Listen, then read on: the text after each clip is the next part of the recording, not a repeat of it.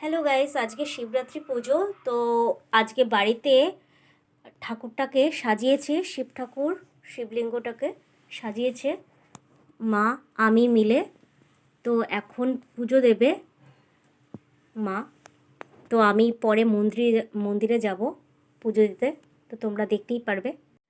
আমি এখন হলো শিবরাত্রি পুজো দিতে যাচ্ছি।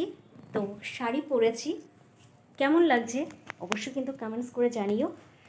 তো এখন বাজে 5:30, প্রায় বেজেই গেছে। তো যাব মন্দিরে পুজো দিতে।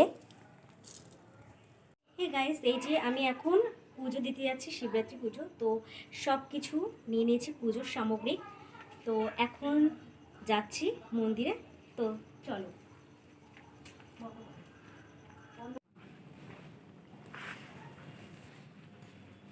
নমো প্রজ্বলিত রূপায় নমো প্রজ্বলিত।